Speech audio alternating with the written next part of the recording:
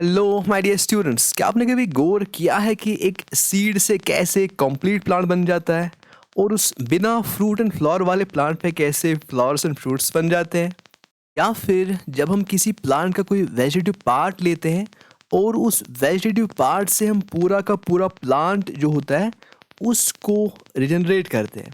इस प्रोसेस को हम नाम देते हैं द प्रोसेस ऑफ रिप्रोडक्शन। तो डियर स्टूडेंट्स, इसके साथ साथ आपको एक और बात बता दूं कि most of the plants we see around us वो एंजियोस्पर्म्स से बिलोंग करते हैं। Angiosperms they are also called flowering plants. साथ साथ बेटा ये भी आपको याद रहना चाहिए कि हमारा जो मेन टॉपिक है medicinal and aromatic plants, most of them also belong to angiosperms. कि आपके सिलेबस में मेथड्स ऑफ रिप्रोडक्शन है MAPs का, यानी मेडिसिनल एंड एरोमेटिक प्लांट्स का, तो this will be synonymous with the reproduction in case of angiosperms.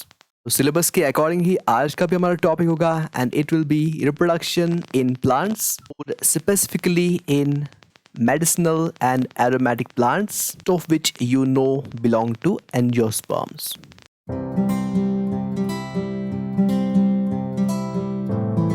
अब सी बेटा, जब हम एंजियोस्पर्म्स की बात करते हैं तो उनकी जो रिप्रोडक्शन है it can happen in two veg.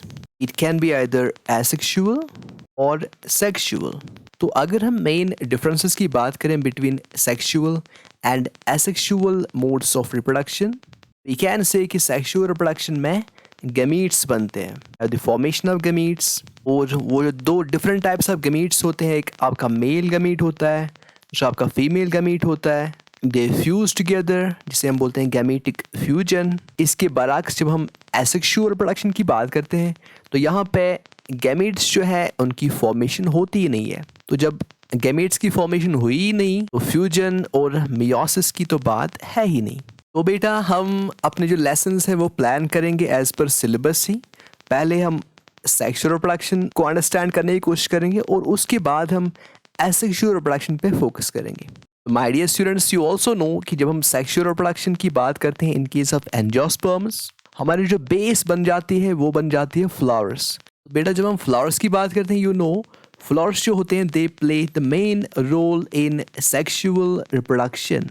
बेटा इस इंडेक्स पे आप ध्यान देंगे, जो हमारा सेक्सुअल रिप्रोडक्शन का जो पार्ट है इसमें हम पहले फ्लावर के बारे में पढ़ेंगे, इसके पार्ट्स के बारे में पढ़ेंगे। इसके बाद हम माइक्रोस्पोरोजेनेसिस के बारे में पढ़ेंगे, जहाँ पे हम देखेंगे पोलन ग्रेन्स कैसे बनते हैं। और फिर हम मेगा स्पोरोजेनेसिस पे फोकस करेंगे और फिर हम पॉलिनेशन की बात करेंगे जो एक इंटरेस्टिंग टॉपिक है। और फिर पॉलिनेशन के बाद हम देखेंगे फर्टिलाइजेशन और उसके बाद हम देखेंगे पोस्ट फर्टिलाइजेशन प्रोसेस। ये मेन आउटलाइन होगा इस वाले लेसन का। तो चलिए स्टार्ट करते हैं। बेटा ये है कुल मिला के लेखा जोखा सेक्सुअल रिप्रोडक्शन का इन केस ऑफ एंजियोस्पर्म्स। अभी इस टाइम के लिए हम इसको स्किप करते हैं क्योंकि अभी आपको थोड़ा कॉम्प्लिकेटेड लगेगा, तो we will come back to it. इस वक्त as per the already given outline हम फोकस करेंगे फ्लावर पे। सो बेटा ये एक टिपिकल फ्लावर, एंजियोस्पर्म फ्लावर का डायग्राम है। तो अब जो एंजियोस्पर्मिक फ्लावर्स होते हैं they can be either complete और इनकम्प्लीट। अब एक कंप्लीट फ्लावर कौन सा फ्लावर होता है? ये कंप्लीट फ्लावर वो फ्लावर होता है 4 वर्ल्स मौजूद हो। ये 4 वर्ल्स कौन कौन से हैं? ये सेपल्स हैं, इनका एक वर्ल, उसके बाद आपके पेटल्स है, उसके बाद आपका एंड्रोशियम है और फिर गाइनोशियम है। इनकी फंक्शन हम आगे देखेंगे, लेकिन इस वक्त आप याद रख लीजिए कि अगर ये 4 के 4 वर्ल्स एक फ्लावर में मौजूद है, we call that flower a complete flower. और कंट्रारिली अगर किसी फ्लावर में इन 4 वर्ल्स में से कोई एक वर्ल मिसिंग हो या फिर एक या एक से ज़्यादा वर्ल्स मिसिंग हो, उसको हम पुकारते हैं इनकम्प्लीट फ्लावर के नाम से। तो इन द नटशेल जो आपका इनकम्प्लीट फ्लावर होता है उसमें एक या फिर एक से ज़्यादा वर्ल्स मिसिंग होते हैं। तो ये तो होगी फ्लावर्स की एक क्लासिफिकेशन जिसमें हमने देखा कि कंप्लीट फ्लावर क्या होता है और इनकम्प्लीट फ्लावर क्या होता है। फ्लावर्स के पार्ट्स पे आने से पहले हम देखते हैं और एक क्लासिफिकेशन फ्लावर्स की।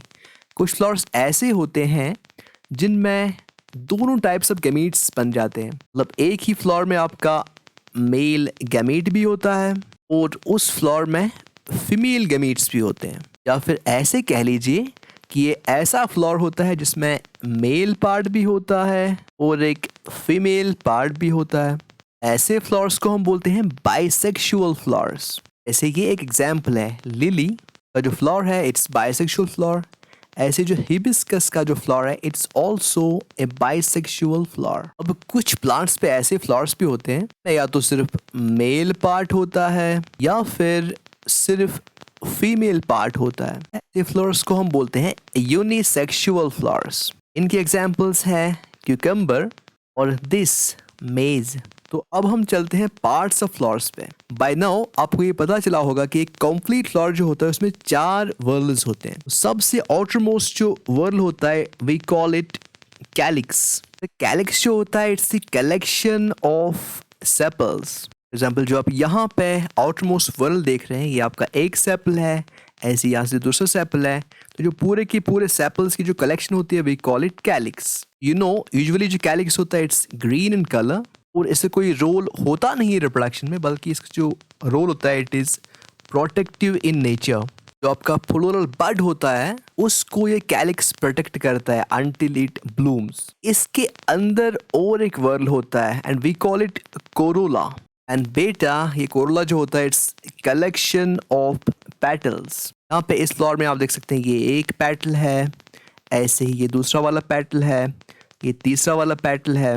ये सारे के सारे पेटल्स की जो कलेक्शन होती है we call it by the name of corolla. So you can see जो आपने फ्लावर्स देखे होंगे इनके जो पेटल्स है कलर्ड होते हैं। Just like sepals these petals are also sterile, मतलब इनका कोई रोल नहीं होता है रिप्रोडक्शन में। डायरेक्ट ज़बरदस्त इंपॉर्टेंस ये है कि अपने कलर की वजह से ये पॉलिनेटर्स को अट्रैक्ट करते हैं, से पॉलिनेशन हो जाती है फ्लावर्स में। तो बेटा अब ये जो कैलिक्स एंड कोरोला है यू शुड रिमेंबर कि इन 2 पार्ट्स का कोई रोल डायरेक्ट रोल नहीं होता है इन रिप्रोडक्शन। तो चलिए हम ये वाली इंफॉर्मेशन रब करते हैं और फिर हम देखते हैं वो 2 वर्डलेस फ्लावर के जिनका डायरेक्ट रोल है रिप्रोडक्शन में। पहले लेते हैं हम ये वाला वर्ल, ये सेपल्स का हो गया, ये पेटल्स का हो गया। तो अब ये जो तीसरा वाला वर्ल है जो पेटल्स के अंदर होता है we call it by the name of androecium. Androecium एक Greek word से derived एक term है। Andros means male and oikos means house. तो androecium के लिए एक alternate term है male house, या फिर ऐसे कहिए कि androecium जो है it's the male part of flower. तो जैसे कैलिकस सेपल्स का बना था, कोरोला पेटल्स का बना था, ऐसे ही जो आपका androecium है it's made up of stamens। आपका एक स्टैमन है, ये दूसरा स्टैमन है, ये तीसरा स्टैमन है, चौथा स्टैमन है। ऐसे जितने भी स्टैमन्स इसमें है जो कलेक्शन स्टैमन्स की है इन सब स्टैमन्स को हम कलेक्टिवली बोलते हैं एंड्रोशियम। तो अब जो स्टैमन का जो स्ट्रक्चर है ये हम आगे देखेंगे जब हम पढ़ेंगे माइक्रोस्पोरोजेनेसिस। अभी इस वक्त हम लास्ट वाले वर्ड पे फोकस करते हैं, का नाम है गाइनोशियम। गाइनोशियम भी एक ग्रीक वर्ड से डिराइव्ड टर्म है, लिटरल मीनिंग है फीमेल हाउस। वो जो गाइनोशियम है it's the female part of a flower. तो जिस तरह एंड्रोशियम स्टैमन्स का बना हुआ होता है, कैलिक्स सेपल्स का बना हुआ होता है, कोरोला पेटल्स का बना हुआ होता है, ऐसे ही जो गाइनोशियम आपका होता है it's made up of carpels. So बेटा अब एक फ्लावर में या तो एक ही कार्पल हो सकता है या फिर मल्टीपल कार्पल्स होते हैं। कुछ बुक्स पे आप ये भी देख सकते हैं कि जो कार्पल और पिस्टल की जो टर्म है they are used interchangeably, but आपको ये जहन में रखना होगा कि there is some mark difference between carpel and pistil. लेकिन इस लेक्चर में अगर वो हम डिस्कस करने बैठे so it will be extended. तो यहाँ पे हम इस वाले कार्पल पे फोकस करते हैं। तो अब जो कार्पल आपका होता है इट इज़ गॉट 3 पार्ट्स। आपका स्टिग्मा होता है, आपका स्टाइल होता है और फिर ओवरी होती है जो बेसल स्वोलन पार्ट होता है कार्पल का, जिसमें ओव्यूल्स होते हैं। अब कार्पल और जो स्टैमन है इनका जो फाइन स्ट्रक्चर है उनका स्ट्रक्चर हम आगे देखेंगे। तो आज के लिए इस लेक्चर में इतना ही। Thank you for watching.